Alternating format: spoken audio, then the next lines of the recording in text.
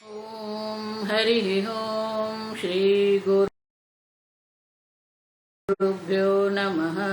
हरि ओम। ओम शन्नो मित्र शं वरुणः शन्नो भवत्वर्यमा शन्न इन्द्रो बृहस्पतिः शन्नो विष्णुरुक्रमः। नमो ब्रह्मणे नमस्ते वायो त्वमेव प्रत्यक्षं ब्रह्मासि त्वमेव प्रत्यक्षं ब्रह्म वदिष्यामि ऋतं वदिष्यामि सत्यं वदिष्यामि तन्मामवतु तद्वक्तारमवतु अवतु माम् अवतु वक्तारम्। ॐ शान्ति शान्ति शान्तिः। ॐ सहनाववतु सहनौ भुनक्तु सह वीर्यं करवावहै तेजस्विनावधीतमस्तु मा विद्विषावहै। ॐ शान्ति शान्ति शान्तिः। सदाशिवसमारम्भां शङ्कराचार्यमध्यमाम् अस्मदाचार्यपर्यन्तां वन्दे गुरुपरम्परां। श्रुतिस्मृतिपुराणानाम् आलयं करुणालयं नमामि भगवत्पादं शङ्करं लोकशङ्करं शङ्करं शङ्कराचार्यं केशवं बादरायणं सूत्रभाष्यकृतौ वन्दे भगवन्तौ पुनः पुनः। ईश्वरो गुरुरात्मेति मूर्तिभेदविभागिने व्योमवद्व्याप्तदेहाय दक्षिणामूर्तये नमः। निधये सर्वविद्यानां विशदे भवरोगिणां गुरवे सर्वलोकानां दक्षिणामूर्तये नमः। ॐ नमः प्रणवार्थाय शुद्धज्ञानैकमूर्तये निर्मलाय प्रशान्ताय दक्षिणामूर्तये नमः।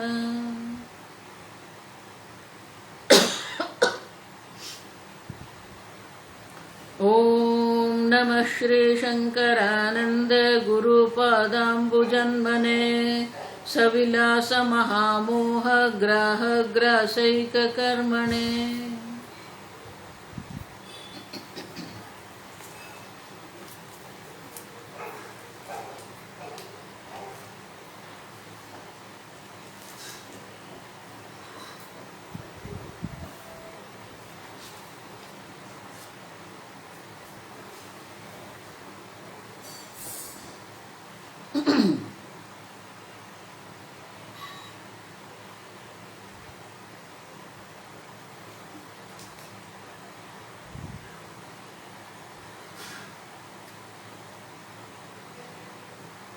कल हमने देखा 7वें 8वें श्लोक में भारतीय तीर्थ मुनि कहते हैं अधिष्ठान अंश को पकड़ के ब्रह्म अंश का जब हम त्याग कर देते हैं तब क्या होता है?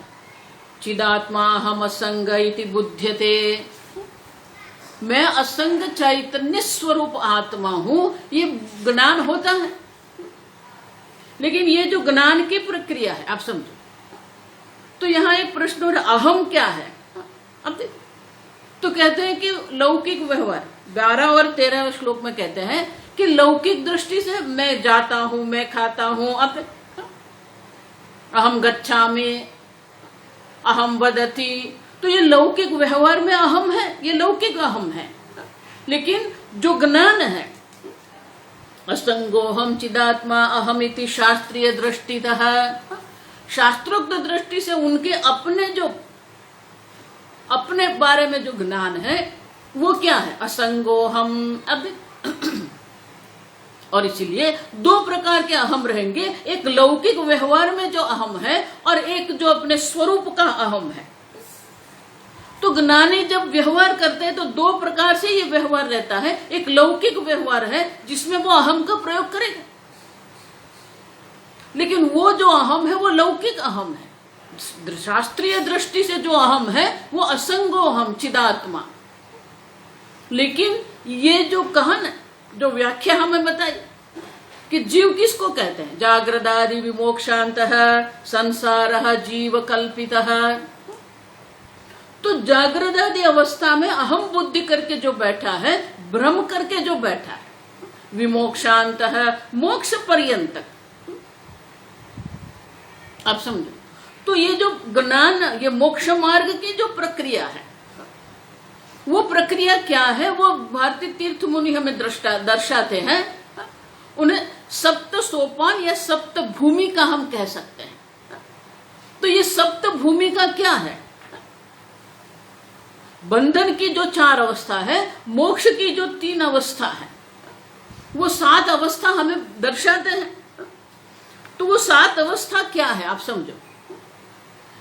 पहले तो ये 7 भूमिका हमें दर्शाते हैं, लेकिन वो जो 7 भूमिका जो है, वो भूमिका क्या है, वो जो है वो अंत में हमें कहते हैं। 7 भूमिका पहले दर्शा देते हैं, फिर हमें अंत में कहते हैं कि ये 7 भूमिका है, मानी कि ये 7 सोपान है। आप देह बुद्धि से नित्य मुक्त स्वरूप असंग चैतन्य में हूं, ये जो हमारी प्रक्रिया है, ये जो मोक्ष मार्ग की हमारी जो प्रक्रिया है, वो बहुत सुंदर है, आप समझो।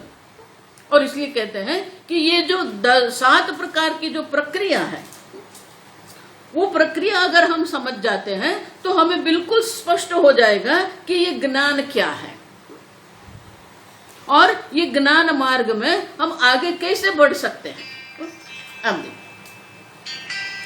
और इसीलिए वो कहते हैं तो पहला सोपान क्या है, आप देखो। तो पहला सोपान ये है अज्ञानम। अब पहला अज्ञान है, मैं अज्ञानी हूं, मैं अपने स्वरूप को जानता नहीं हूं। अब तो ये अज्ञान की अवस्था है। ये संसारी जो है वो अज्ञानी है, अपने स्वरूप को नहीं जानता है। तो वो अज्ञानी अवस्था जो है उनकी, तो दृष्टांत देते हैं रज्जु और सर्प का। रज्जु का ज्ञान नहीं है, वो अज्ञान है, आप समझो। और जो अज्ञान है वो अज्ञान के 2 कार्य है, और इसलिए कहते हैं अज्ञान का जो पहला कार्य जो है वो क्या है, आवरण है। जिस प्रकार से कल हमने देखा कि अंधकार वस्तु को ढक देता है, आच्छादित करता है, उसी प्रकार से ये जो अज्ञान है, अज्ञान के कारण क्या होता है, अपना स्वरूप जो है वो आच्छादित हो गया है। अज्ञान के 2 कार्य, पहला कार्य जो है वो आवृत्ति है। भगवान गीता में कहते हैं अज्ञानेन आवृतम ज्ञानम। अब ज्ञान मानी आपका स्वरूप, जो चैतन्य स्वरूप है। और जो अज्ञान है ये सामान्य अज्ञान नहीं है, आप समझो। मुझे रशियन भाषा का ज्ञान नहीं है, वो अज्ञान है। मुझे भौतिक शास्त्र का ज्ञान नहीं है, क्वांटम फिजिक्स क्या है मुझे पता नहीं है, तो ये अज्ञान है। लेकिन ये अज्ञान जो है, अपरा विद्या का जो अज्ञान है, उनमें कोई समस्या नहीं। लेकिन पराविद्या में जो आत्मा का स्वरूप हम नहीं जानते हैं, अब देखो, तो जब आत्मा का स्वरूप हम नहीं जानते हैं तो क्या होता है। जिस प्रकार से ये रज्जु है, ये ज्ञान नहीं है। जब रज्जु का ज्ञान नहीं है तो उनके कारण क्या होगा, विक्षेप। पूज्य स्वामी जी हमेशा कहते थे कि अपना मैं हूं और मैं चैतन्य हूं, ये ज्ञान है हमें। सेल्फ अवेयरनेस है हमारे अंदर। और जब हम हमारे अनंत या पूर्णता का ज्ञान जब हमें नहीं है, तो वो पूर्णता का अज्ञान जो है वो नहीं होने के कारण क्या होता है। हम देखो, हम स्वस्वभान व्यक्ति हैं। पशु पक्षी जो है उनमें जो हमारी एक व्यक्तिगत सभानता जो मनुष्य में है, वो उस प्रकार की व्यक्तिगत सभानता उनमें नहीं है।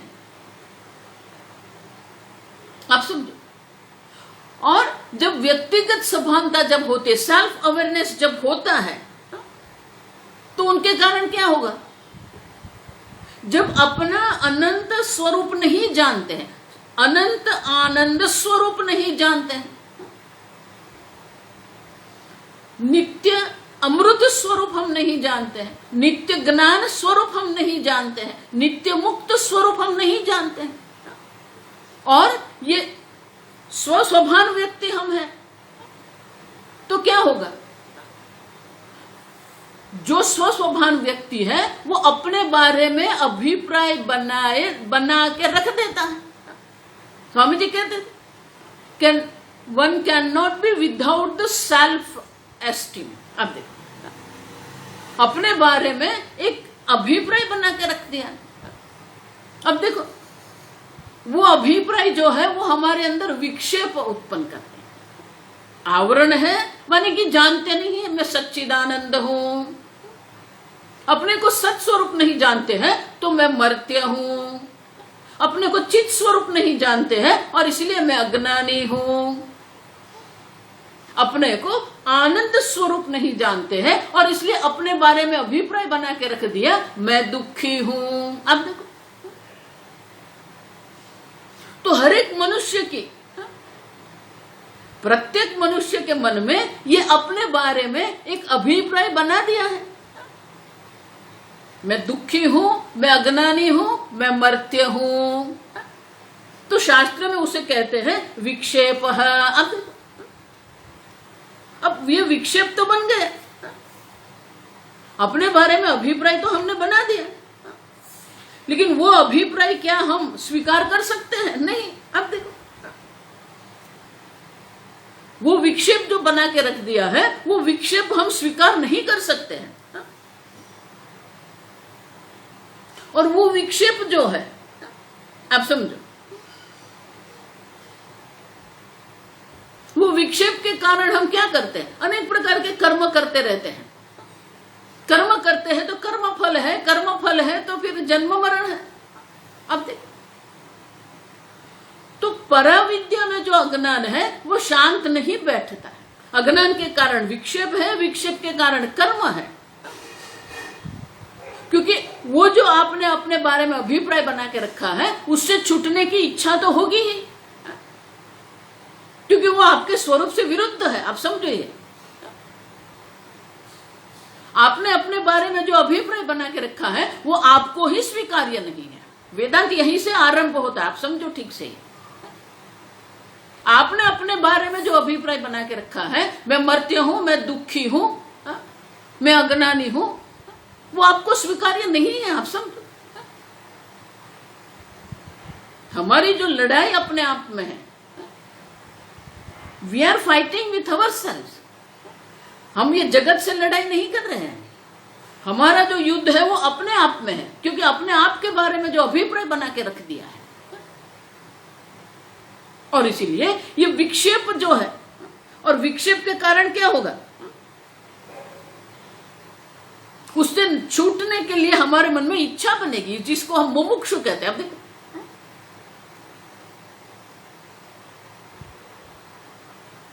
लेकिन वो ऐसे हो जाएगा नहीं, वो विक्षेप है, विक्षेप के कारण क्या होगा? शोक आ जाएगा आपके मन में, भगवान हम शोचामि। अब देखो, अर्जुन भी क्या है? शोक संविघ्न मानसः। तो आवरण के कारण जो विक्षेप है, विक्षेप जो है वो ही शोक है। आप समझो, हम शोकग्रस्त होकर बैठे हैं, और वही शोक जो है, वही शोक के कारण हम रोते हैं। अब क्या क्या नहीं करते हम। तो जब ये शोक होता है, तो शोक जब होता है तब हमें कोई मिल जाता है जिसको हम आप्त व्यक्ति कहते हैं। आप्त व्यक्ति मानी जो हमारा कल्याण इच्छता है। वो 10वें दृष्टांत लेते हैं। दशमोहम। अब देखो, ये दशमें जो है वो उसका दृष्टांत यहां देते हैं। पहले अपने आप को मैं दसवां हूं जानता नहीं है, ये अज्ञान हो गया। अपने आप को अज्ञान, वो अपने आप का दसवां जो है मैं दसवां हूं वो नहीं जानता है, उसके कारण विक्षेप आएगा। वो विक्षेप क्या होगा? सोचामी रोदती। अब देखो, मैं सोचामी रोदामी, अब मैं रो रहा हूं, मैं शोकग्रस्त हूं। तो इस प्रकार से जब वो शोकग्रस्त है, कथा में पूरी आपको नहीं कहा सुनाऊंगी, आप जानते हैं ये कथा। अब 10 लोग हैं, 10 ब्रह्मचारी हैं और 10 जो है वो रो रहे हैं। क्यों? दशमः नास्ति। अब तब क्या होता है? उनका जो रुदन है वो रुदन सुन के कोई महात्मा वहां आते, वो आप्त जन है, वो पूछते आप क्यों रो रहे हो? अब वो जब देखते हैं कि वो देख लेते हैं 10 हैं और वो कहते हैं 10वां नहीं है, तो वो जो आप्त व्यक्ति है वो क्या कहेंगे? दशमः अस्ति। आप देखो, है 10वां है, वो खो गया नहीं है। तब जब वो कहते हैं तो उनके ऊपर श्रद्धा होती है, तो 10वां है, दशमः अस्ति। अब देखो, पहले दशमः नास्ति, अब क्या? दशमः अस्ति। अब देखो, ये सब सुनते हैं तो परोक्षत्वेन, वो परोक्ष ज्ञान होता है। उसी प्रकार से हम जब सुनते हैं, शास्त्र श्रवण करते हैं, सच्चिदानंद ब्रह्म, अब देखो, तो ये परोक्ष ज्ञान होगा। फिर क्या करेंगे? वो प्रक्रिया करेंगे, श्रवण मनन की जो प्रक्रिया है, श्रवण मनन की प्रक्रिया के द्वारा ही अज्ञान आवृत्ति विक्षेप द्विविध ज्ञान तृप्तयः शोप उपगमः, ये शोक की निवृत्ति होनी चाहिए। तो दशमः अस्ति जब सुनते हैं तो हमारे मन में शोक अब शांत हो जाता है। फिर वो क्या करेंगे? बोलेंगे आप खड़े हो जाइए। अब गिनती कराएंगे एक के पास। जब गिनती कराते हैं, बोले देखो 9 है, दशमः त्वमसि। आप देखो, तो दशमः त्वमसि, इस प्रकार से अपरोक्ष ज्ञान जब होता है, और वो अपरोक्ष ज्ञान क्या होगा? अहम दशमः। अब देखो, दशमोस्मि, ये अपरोक्ष ज्ञान है। तो अपरोक्ष ज्ञान जब हो जाता है, तो अपरोक्ष ज्ञान के कारण क्या होगा? अब समझो, अपरोक्ष ज्ञान एक बार हो गया, शोक अपगम, शोक की निवृत्ति हो जाएगी। पहले अपरोक्ष ज्ञान, पहले परोक्ष होता है, क्योंकि वो अस्मि नहीं अस्ति है, ब्रह्म अस्ति। अनंत आनंद स्वरूप सच्चिदानंद ब्रह्म अस्ति।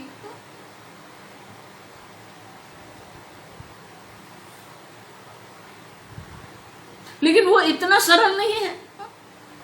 परोक्ष ज्ञान जो है, अस्ति ब्रह्म जो है, उनको अस्मि ब्रह्म करना है। और इसलिए वो भारतीय तीर्थ मुनि कहते हैं कि इंद्र को भी 4 बार कहना पड़ा, तब वो परोक्ष जो है वो अपरोक्ष हो सकता है। उसी प्रकार से छांदोग्य उपनिषद में आप देखेंगे 9वारम तत्त्वमसि। आप 9 बार वो तत्त्वमसि समझाया, कैसे वो आप पूर्ण ब्रह्म स्वरूप है। तो तत्वमसि है, तो तत्पद का भी शोधन करना पड़ेगा। तत्पद का वाच्यार्थ क्या है? ईश्वर, जगत कारण ईश्वर है। लेकिन उनका जो लक्ष्यार्थ है वो तो सच्चिदानंद ब्रह्म है। और त्वम पद का जो वाच्यार्थ है, मैं जीव हूं, मैं संसारी हूं, वाच्यार्थ है।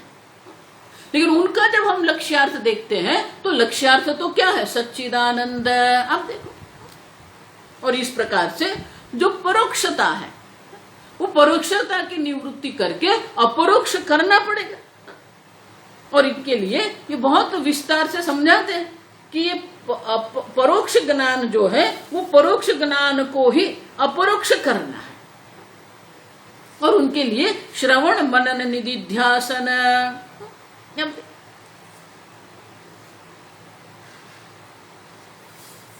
जब श्रवण मनन हम करते हैं तो श्रवण के द्वारा हमें वो ज्ञान होता है। और इसलिए कहते हैं इस प्रकार से श्रवण करके जो मन में जो शंका थी वो शंका की निवृत्ति होती है। फिर मन में संशय रहेगा, संशय की निवृत्ति के लिए मनन हम करते हैं। मनन करने के बाद निधिध्यासन भी हमारे लिए आवश्यक है। और इसलिए कहते हैं इस प्रकार से जब श्रवण मनन निधिध्यासन हम करते हैं तो श्रवण मनन निधिध्यासन के द्वारा ही वो अपरोक्षता, आप समझो, श्रवण के द्वारा ही अपरोक्ष ज्ञान है, आप समझना। मनन के द्वारा जो अपरोक्ष ज्ञान में संशय है वो संशय की निवृत्ति होती है। निधिध्यासन जो हम करते हैं, निधिध्यासन के द्वारा क्या होगा? निधिध्यासन जब हम करते हैं तो हमारे मन में जो संशय है, अब विपरीत भावना जिसको हम कहते हैं, तो निधिध्यासन के द्वारा ये विपरीत भावना की भी हमें निवृत्ति करनी पड़ती है। और इसलिए कहते हैं कि इसके द्वारा, निधिध्यासन के द्वारा हम ये जो हमारे मन में जो विपरीत भावना है, जन्मों जन्म से हम अपने आप को देह मन बुद्धि मानते आए हैं, जन्म मरण वाले हैं, मैं जीव हूं, मैं संसारी हूं, मैं करता हूं, मैं भोगता हूं, इस प्रकार के अपने बारे में जो अभिप्राय बना के रखा है वो अभिप्राय की भी निवृत्ति करनी पड़ती है। और इसीलिए निधिध्यासन भी आवश्यक है। और इस प्रकार से एक बार निधिध्यासन के द्वारा अपने स्वरूप में जब हमारी स्थिति हो जाती है, तो एक बार ये स्थिति हो गई तो क्या होगा? अब देखो, मैं पूर्ण ब्रह्म स्वरूप हूं, ये ज्ञान में जब हमारी निष्ठा होती है तो वो जो परोक्ष ज्ञान जो था वो अपरोक्ष तो हो गया, लेकिन जो निष्ठा होनी चाहिए ज्ञान में, वो निष्ठा के लिए ये हमारे निधिध्यासन हम करते हैं। एक मिनट,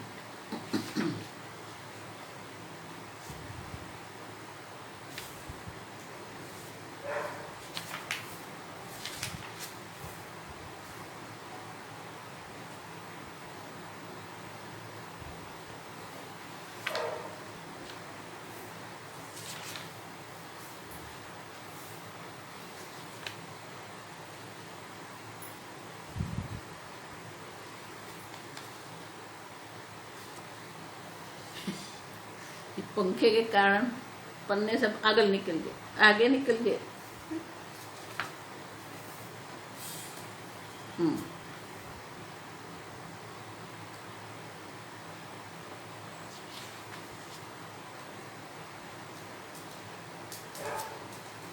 तो एक बार शोक की निवृत्ति हो जाएगी, अपनी निष्ठा हो जाएगी, क्या हर्षति आते वो आनंद की अनुभूति करेंगे।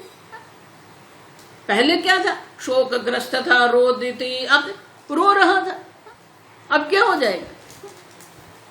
आनंदो हम,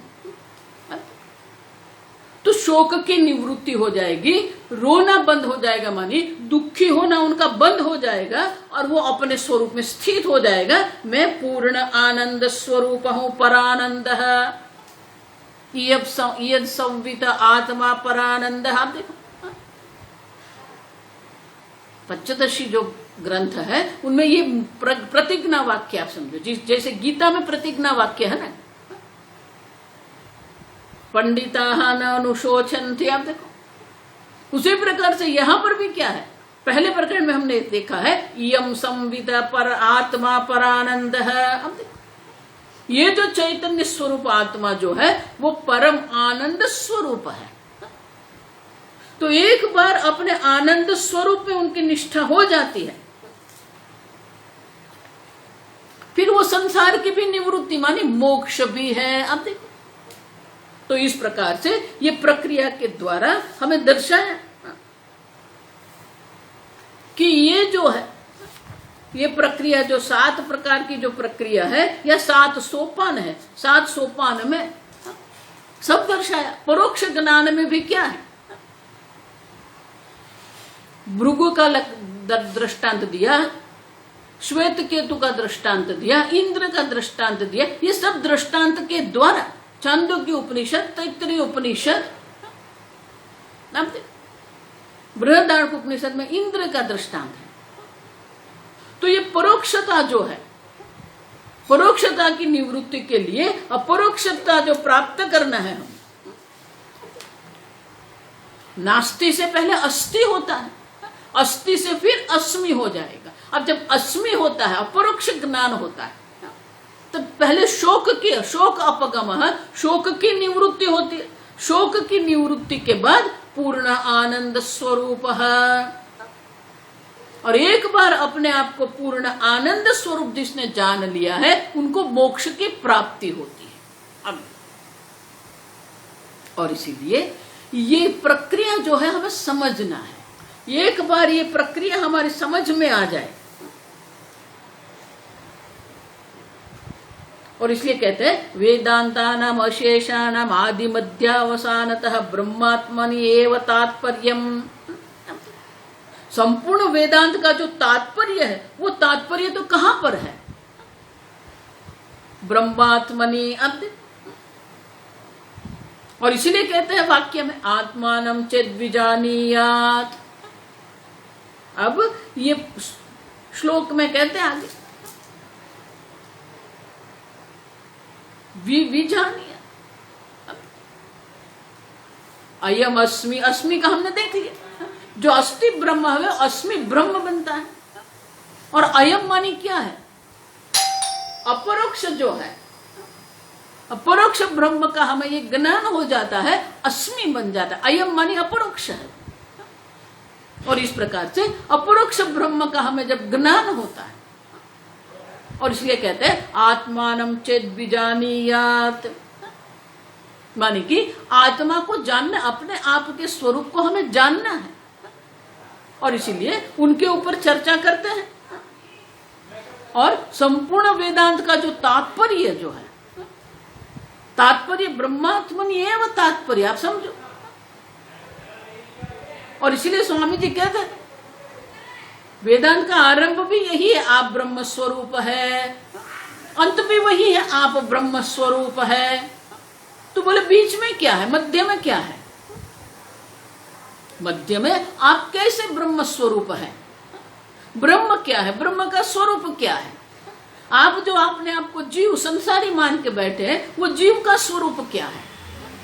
तो मध्य में ये जीव के वाच्यार्थ लक्ष्यार्थ की चर्चा है, ब्रह्म का वाच्यार्थ लक्ष्यार्थ की चर्चा है। लेकिन अंत में वो तात्पर्य तो यही है कि आप ब्रह्म स्वरूप है। और इसीलिए इस प्रकार से कहते हैं आत्मानं चेद विजानीयात् अयम अस्मीति पुरुषः। और एक बार जिसने इस प्रकार से जान लिया है, अपनी विपरीत भावना की जिसने निवृत्ति कर दी है, तो एक बार निवृत्ति हो गई। लेकिन वो जो निवृत्ति है, निवृत्ति के लिए हमें विशेष प्रकार की जीवन शैली भी आवश्यक है। शब्द मात्र से कुछ नहीं होगा, आप समझना। विशेष प्रकार की जीवन शैली भी हमें स्वीकार करनी पड़ती है। एक साधक जीवन हमारा होना चाहिए। तत्व भावनया। अब अनन्याश्चिन्तयन्तो माम ये जना पर्युपासते। चित्त की एकाग्रता हमें प्राप्त करनी पड़ती है। चित्त में जो विक्षेप है, राग द्वेष है, वो राग द्वेष की निवृत्ति करनी पड़ती है। और इसलिए चर्चा करते हैं कि अंतःकरण में विपरीत भावना जो है, तो दो प्रकार है, विक्षेप भी है और मल भी है। अज्ञान को हम आवरण कहते हैं, लेकिन ब्रह्म ज्ञान में 3 प्रकार के विघ्न दर्शाए हैं। आवरण, मल, विक्षेप। और जब तक मल और विक्षेप है, चित्त की एकाग्रता नहीं होती है। आप समझो। और इसीलिए कहते हैं कि एक विशेष प्रकार से हमें एक जीवन की आवश्यकता है। अहम ब्रह्मेति वाक्यार्थ बोध यावत् दृढ़ी भवेत। जब तक ये दृढ़ नहीं होता, मैं पूर्ण ब्रह्म स्वरूप हूं, उनका दृढ़ीकरण करना पड़ेगा। क्षमादि सहितावत अभ्यसेत श्रवणादिकम। क्षमादि जो सपेक्ष संपत्ति है, उनका भी अभ्यास करना, श्रवण आदि का भी अभ्यास करना पड़ता है। आप सब बहुत लोग कहते हैं ये शास्त्र श्रवण क्यों करना है। ब्रह्म ज्ञान में अगर निष्ठा प्राप्त करनी है तो श्रवण आदि आवश्यक है। और इसलिए कहते हैं पूर्ण ब्रह्म स्वरूप मैं हूं, ये वाक्य में जो दृढ़ता प्राप्त करनी है, और उनके लिए ये विवेक, वैराग्य, वैराग्य की पूर्णता जब तक नहीं होती है, ब्रह्म ज्ञान में निष्ठा नहीं होती है। और इसीलिए ये विशेष प्रकार के जीवन की भी हमें आवश्यकता है। बहु जन्म दृढ़ अभ्यास देहादिषु आत्मदीहि। बहु जन्म अभ्यास, अनेक जन्मों से हम, जन्म जन्मांतर से हम अपने आप को देह मानते आए हैं। पुनः पुनः उदेति एवं, पुनः पुनः वो देहात्म बुद्धि उदित होती रहती है। इतना ही नहीं, विपरीत भावना 2 प्रकार की है। एक देहात्म बुद्धि है और दूसरी है जगत में सत्य बुद्धि है। और इसलिए कहते हैं पुनः पुनः उदेति एवं जगत सत्यत्व दीहि अपि। जन्म जन्मांतर से हमें ये अभ्यास हो गया है, तो देहात्म बुद्धि भी उदित होती रहती है, जगत की सत्यत्व बुद्धि भी उदित होती रहती है। और उनके लिए अभ्यास हमें करना पड़ेगा। विपरीता भावना अयम एकाग्र साव निवर्तते। चित्त की एकाग्रता हमें प्राप्त करनी पड़ेगी। तो मल और विक्षेप दो है। मल जो है भगवत गीता के अनुसार अगर हम देखते हैं तो हमारे अंतःकरण में जो मल है, अशुद्धि जो है, वो राग द्वेष। आप समझना, वो राग द्वेष की निवृत्ति करनी पड़ेगी हमारे मन में। भगवान इसलिए कहते हैं काम एषः क्रोध एषः। आप समझो, मनुस्मृति में बहुत सुंदर चर्चा है। काम एक व्यसन है, आप समझना ये ठीक से। क्रोध भी एक व्यसन है। जिस प्रकार से अन्य प्रकार का व्यसन होता है, ये भोग की भी हमें आदत बन जाती है, क्रोध करने की भी हमें आदत बन जाती है। और वो क्रोध के व्यसन के कारण हम बहुत कुछ करते रहते हैं। वो क्रोध हमारे व्यक्तित्व में प्रकट होता रहता है। और जब व्यसन बन जाता है तो हमें सावधानता पूर्वक उनकी निवृत्ति के लिए संकल्प करना पड़ता है। उसी प्रकार से ये जो विपरीत भावना हमारे मन में, जो अंतःकरण में ये राग द्वेष रूपी अशुद्धि जो है, काम और क्रोध रूपी जो अशुद्धि है, भगवान इसलिए कहते हैं जहि शत्रु महाबाहो काम रूप दुरासदम। आप देखो, उनकी निवृत्ति हमें करनी पड़ेगी। उसी प्रकार से जो विक्षेप है जिसके कारण चित्त की एकाग्रता नहीं रहती है, और इसीलिए कहते हैं उपास्ते अतः एव अत्र ब्रह्मशास्त्रे विचिंतिताः। उपासना के द्वारा चित्त की एकाग्रता हमें प्राप्त करनी पड़ेगी। तत्वोपदेशात् प्रागेव भवति एतद् उपासनात्। उपासना के द्वारा ही हम ये उनसे हमारे मन में जो विक्षेप है वो विक्षेप की निवृत्ति हम कर सकते हैं। और ये कोई नई बात नहीं है, और इसलिए कहते हैं ब्रह्मशास्त्रे अपि चिंतिताः उपास्तयः। अनेक प्रकार की उपासना की जो चर्चा है वो ब्रह्मशास्त्र में है, आप देखो। और ऐसा मत मानो प्राग अभ्यासिनः पश्चात ब्रह्म अभ्यासेन तद्भवेत्। पहले भी ये ब्रह्म उपासना हम करते थे, बाद में भी उपासना हमें करनी है। छांदोग्य उपनिषद अगर हम देखते हैं तो छांदोग्य उपनिषद में पहले 5 प्रकरण में अनेक प्रकार की उपासना है। उपासना के द्वारा हमारे मन को हमें शांत करना है, एकाग्र करना है। फिर ये 6ठे अध्याय में श्वेत केतु उद्दालक की चर्चा, तत्वमसि है। 7वें अध्याय में नारद और सनत कुमार की चर्चा, और 8वें अध्याय में पुनः वो उपासना की बात करते हैं। आप समझ, पहले भी उपासना है, बाद में भी उपासना तो रहेगी। पश्चात ब्रह्माभ्यासेन तद्भवेत्। अब देखो, ब्रह्म ज्ञान के पहले भी उपासना है, ब्रह्म ज्ञान के बाद भी उपासना है।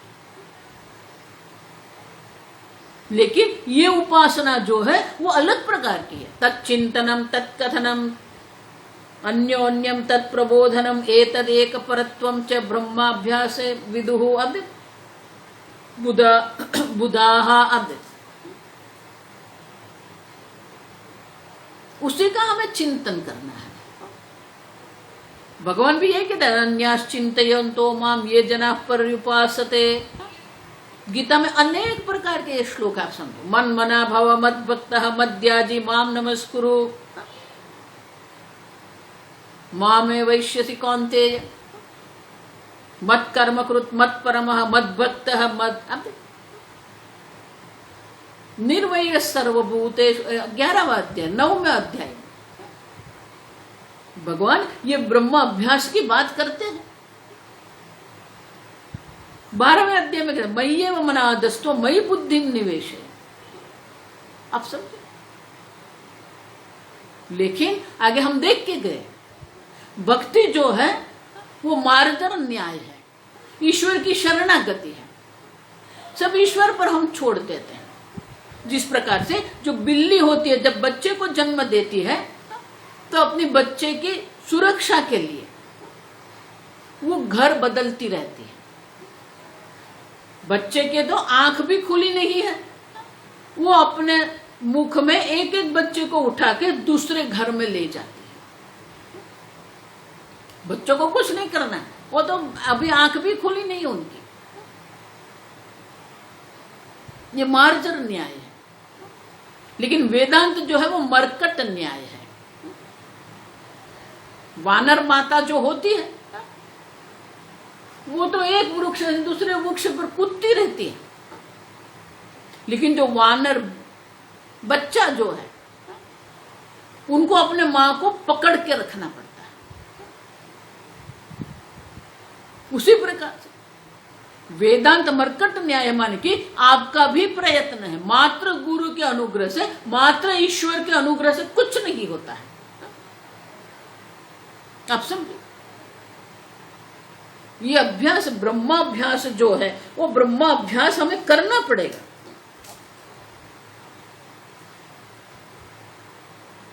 श्रुति स्मृति नित्यम आत्मनि एकाग्रताम धीयः विधत्तः। अब देखो,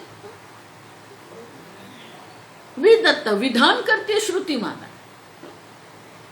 एकाग्र बुद्धि के लिए श्रुति माता स्वयं ये उपदेश करती है। क्यों?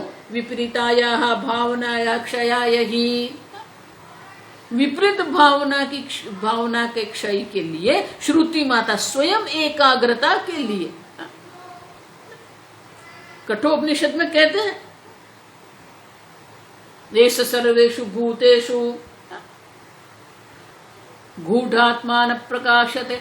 सर्वत्र एक अद्वितीय आत्मा मात्र है। आप देखो, न प्रकाश, हम नहीं देख रहे हैं। क्यों? गूढ़ात्मा,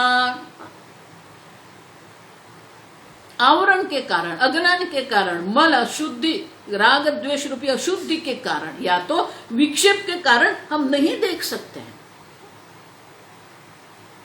दृश्यते तु अग्र बुद्धिया। अग्र, एकाग्र बुद्धि, तीक्ष्ण बुद्धि होनी चाहिए। सूक्ष्म या सूक्ष्मदर्शी भी, हमारी बुद्धि भी सूक्ष्म होनी चाहिए।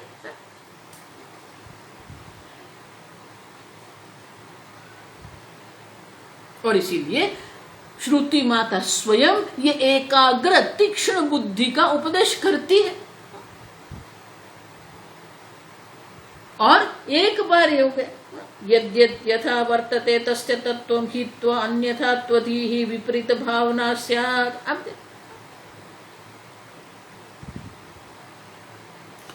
जो है उनके जगह पर दूसरा कुछ उसको हम मान लेते हैं, वो विपरीत भावना है। आप सच्चिदानंद ब्रह्म स्वरूप है, आपने आपको संसारी मान के रख दिया है, देह मान के रख दिया है, और ये विपरीत भावना को ही हम सत्य मान के चल रहे हैं। और इसीलिए ये विपरीत भावना की निवृत्ति करनी पड़ेगी। आत्मा देहादि भिन्न, अयम आत्मा, ये जो आत्मा है देहादि से भिन्न है।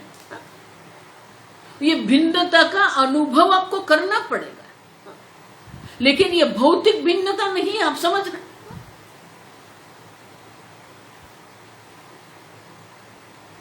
ये जो भिन्नता है वो हमारी बुद्धि में है, भौतिक रूप से भिन्न नहीं है। और इसके लिए मैंने दृष्टांत दिया था आपको कि जिस प्रकार से अभिनेता जब अभिनय करता है वो भिखारी बन गया। उनके वस्त्र, उनके केश, उनका मुख, उनकी भावना, उनकी वाणी, उनका व्यक्तित्व, उनकी चेष्टा सब क्या है? भिखारी का है। अब बाह्य रूप से तो बिल्कुल भिखारी है। उनके मन में जो भाव है, वो आंख में जो भाव व्यक्त होते वो भी भिखारी के भाव है। उनकी वाणी में भी वो दरिद्रता प्रकट होती है। लेकिन अंदर वो अभिनेता जानता है मैं भिखारी नहीं हूं। अब देखो,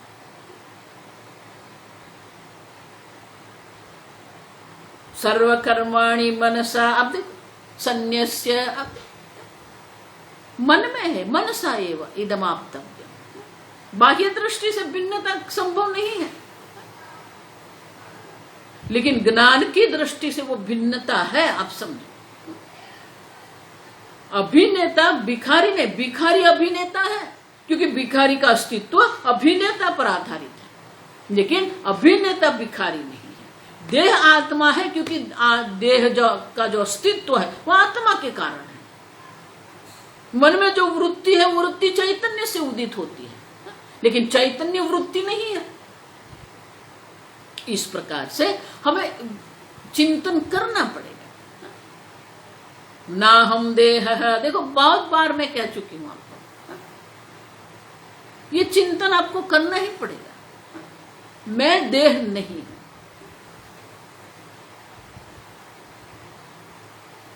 जब बुखार आता है,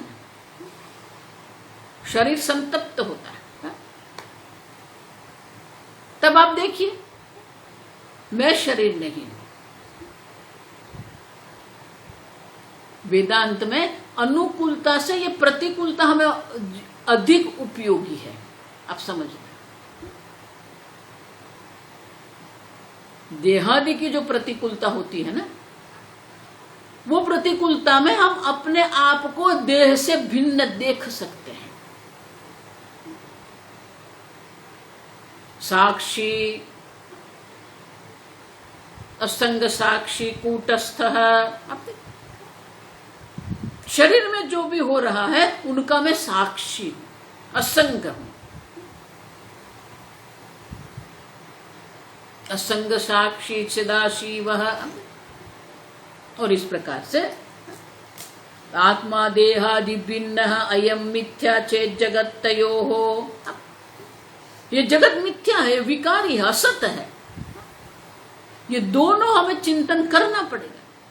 देह से भिन्न आत्मा में हूं और ये जगत जो है वो मिथ्या है। मिथ्या मानी है ही नहीं, आप समझना।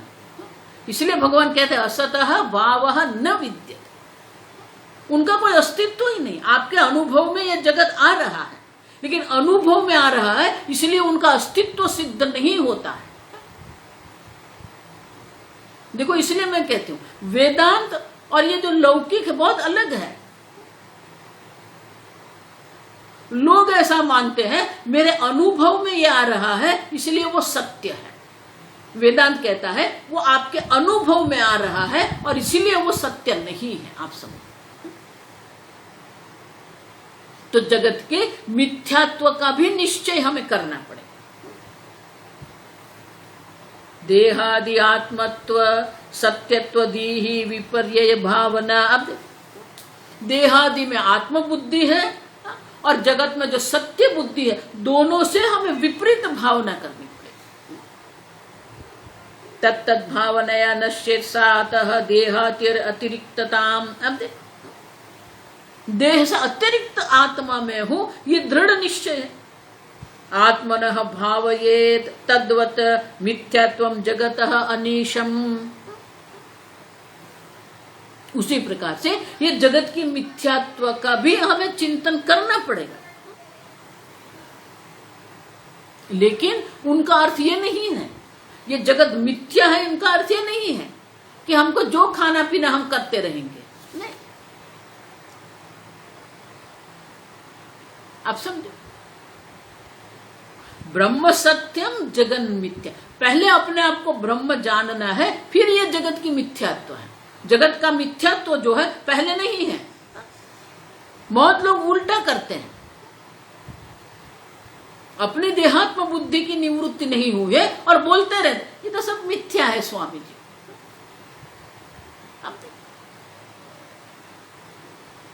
ब्रह्म ज्ञान आपको अधर्म का लाइसेंस नहीं देता है। आप समझना ठीक से। इसलिए सिद्ध प्रज्ञा के लक्षण में भगवान क्या कहते हैं? कुर्मोंगानीव सर्वशः। अब इंद्रियाणि इंद्रियार्थेभ्यः तस्य प्रज्ञा प्रतिष्ठिता। इंद्रियों को इंद्रियों के विषय से जो वापस खींच सकता है, अब वो स्थित प्रज्ञा है।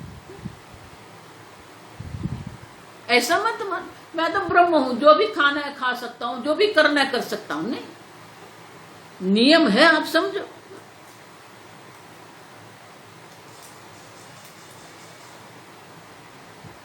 धर्म में हमारी निष्ठा होनी चाहिए। अगर आप सोचते हो अश्नाति व न अश्नाति भुंगते व स्वेच्छया अन्यथा ये न केन प्रकारेण, आप देखो ऐसा नहीं है।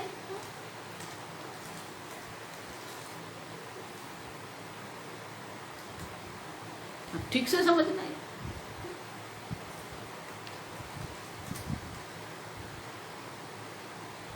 मन में आए वो करना नहीं है। नैष्कर्म्य सिद्धि में सुरेश्वराचार्य जी स्पष्ट रूप से कहते हैं जब तक आपकी धर्म में निष्ठा नहीं होगी ब्रह्म ज्ञान संभव नहीं है। और एक बार धर्म में निष्ठा हो गई तो ब्रह्म ज्ञान के बाद क्या वो निष्ठा चली जाएगी? नहीं, उनको अधर्म की कोई आवश्यकता ही नहीं रहेगी। अधर्म हम क्यों करते हैं? बाह्य जगत में जब हम सत्य बुद्धि करते हैं, बाह्य जगत में हम सुख बुद्धि करते हैं, तब तो हम अधर्म करेंगे। आप समझो।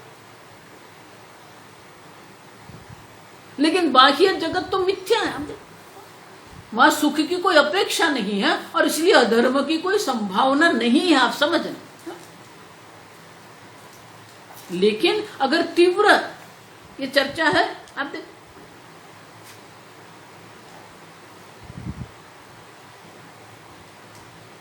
कि ब्रह्म ज्ञान के बाद किसी भी प्रकार से अधर्म की कोई संभावना नहीं है।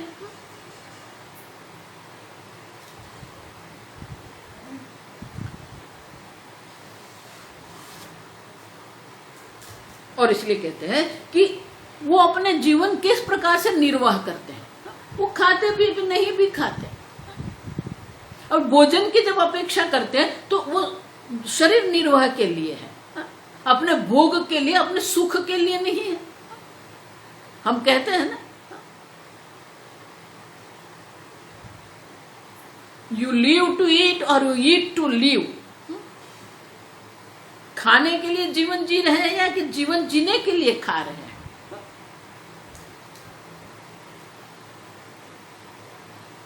अच्छा, तो ज्ञानी भी कहेगा मुझे भोजन करना है, तो वो कहेगा, इसका मतलब ये नहीं है, उनका अर्थ ये नहीं है कि वो सत्य बुद्धि है उनकी। जब तक ये प्रारब्ध कर्म है तब तक उनका जीवन निर्वाह के लिए वो अपेक्षा रखेंगे। क्षुधा एव दृष्टिबाध कृत विपरीता च भावना। अब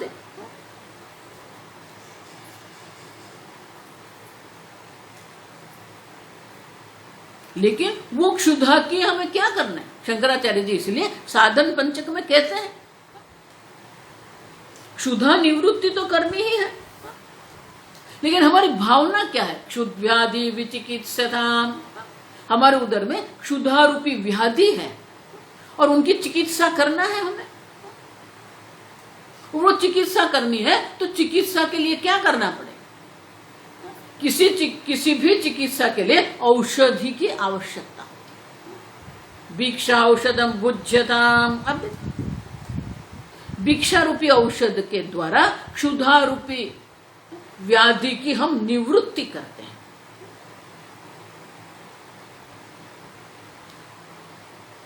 30 सोपान है वो साधन पंचक में, 30 साधन दर्शाए, उसमें 4 साधन ये भोग के लिए है। आप पहला क्या कहा? क्षुद्व्याधि विचिकित्सताम, भिक्षा औषधम भुज्यताम। जब हम भोजन ग्रहण करते हैं तो ये क्षुधा व्याधि के निवृत्ति के लिए हम भिक्षा रूपी औषधि ग्रहण करते, ये भावना करनी पड़े। स्वादु अन्नम न तु याच्छताम, विशेष प्रकार के भोग की इच्छा करने की आवश्यकता नहीं है। विधिवसात प्राप्तेन संतुष्यताम, विधि के अनुरूप जो भी हमें प्राप्त होता है वो उसी में हम संतोष मानते हैं। आप सब, और इसलिए कहते हैं इस प्रकार से जीवन निर्वाह के लिए सब है,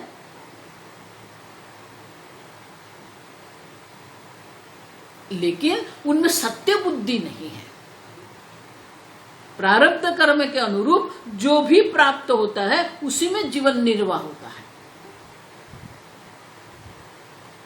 स्वामी जी हमेशा कहते हैं प्रारब्ध कर्म का विरोध करके आप कभी भी प्रसन्न नहीं रह सकते, और अगर आपका मन प्रसन्न नहीं है तो ब्रह्म ज्ञान भी संभव नहीं। बहुत लोग को मैं देखती हूं, उनका इतना विरोध है, अंग्रेजी में उसको वाई मी कहते हैं, हिंदी में कहते हैं मेरे साथ ही ऐसा क्यों होता है। ऐसा कुछ नहीं, आप समझे, सबके जीवन में कहीं न कहीं कुछ न कुछ समस्या रहती ही है। अगर धन की समस्या नहीं है तो परिवार की समस्या रहेगी, परिवार की समस्या नहीं है तो व्यापार में कोई समस्या रहेगी। हमारा जीवन ही ऐसा है, लेकिन वो समस्या है,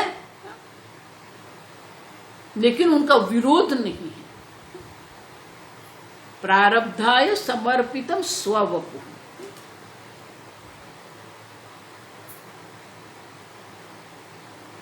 हमारे जीवन को हमें प्रारब्ध को समर्पित करना पड़ेगा।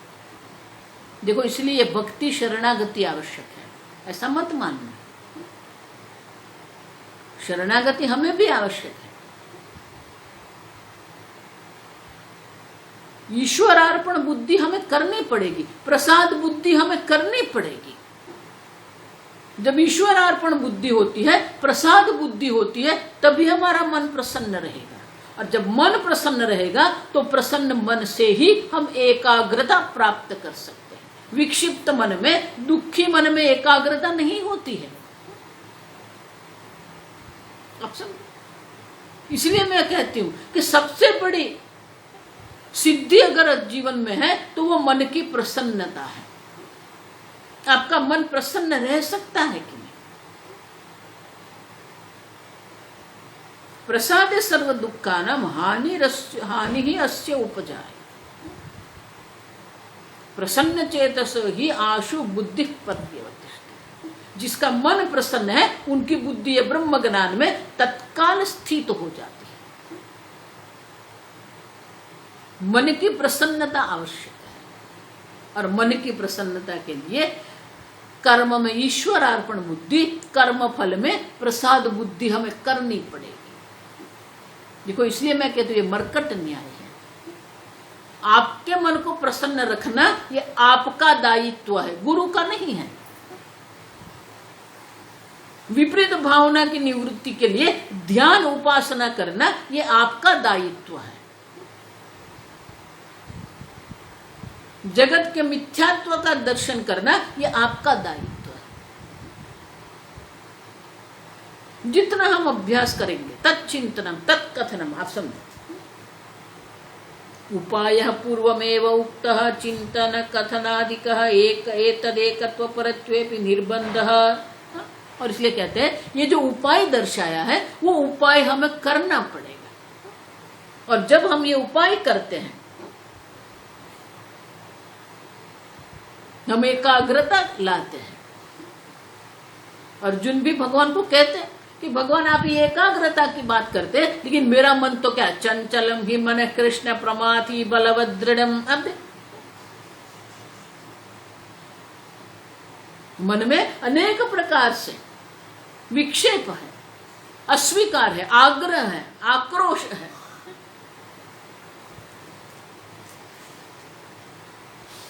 मन में जो भी अस्वीकार है, आक्रोश जो है, असंतोष, सबकी निवृत्ति करनी पड़ेगी। और इसलिए अर्जुन भी कहता है भगवान कि भगवान ये मेरा मन तो चंचल है। योयम योगस्त्वया प्रोक्त साम्येन मधुसूदन। आपने जो ये साम्य योग की बात की, सर्वत्र सर्वत्र सम ब्रह्म का दर्शन जो आपने दर्शाया, लेकिन ये संभव नहीं है मेरे लिए। क्यों? चंचलम ही मन कृष्ण। मन की चंचलता से एकाग्रता संभव नहीं है। ये मन कितना प्रमाथी बलवत, ये बलवान है, दृढ़ है, जिद्दी है, और उनका निग्रह करना मुझे संभव नहीं लगता है। तस्या हम निग्रह मन्ये। अब देखो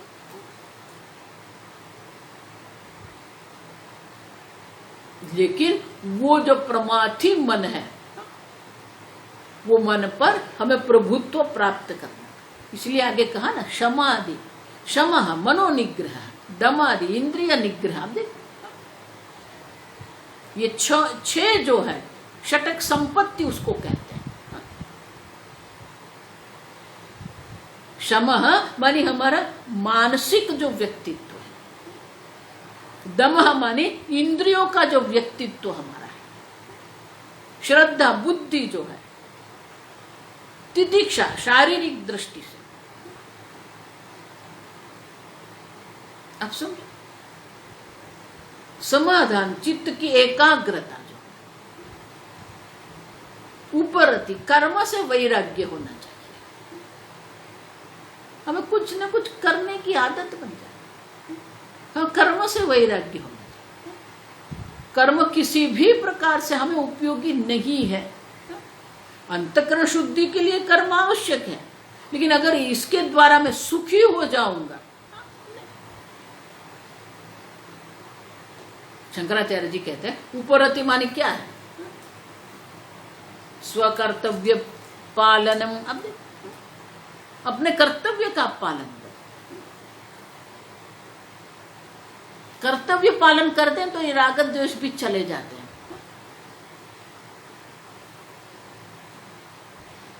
और इसीलिए ये सब आवश्यक है। शमः, दमः, उपरति, तितिक्षा, श्रद्धा, समाधान,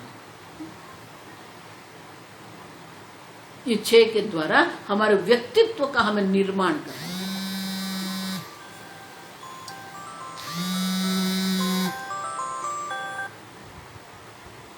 जब हमारा व्यक्तित्व का निर्माण होता है तो ये ब्रह्म ज्ञान हमें अवश्य प्राप्त होता है। आगे हम कल देखें।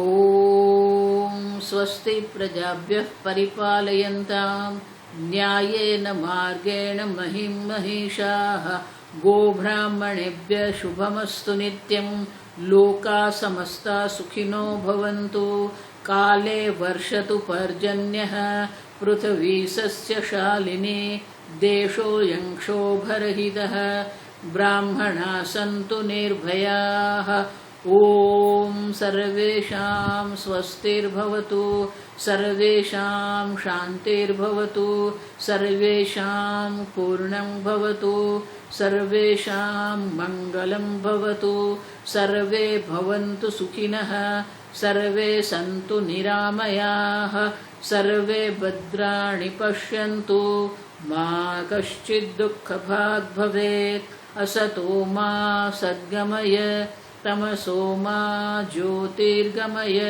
मृत्योर्मा अमृतंगमय ओम पूर्णमदः पूर्णमिदं पूर्णात् पूर्णमुदच्यते पूर्णस्य पूर्णमादाय पूर्णमेवावशिष्यते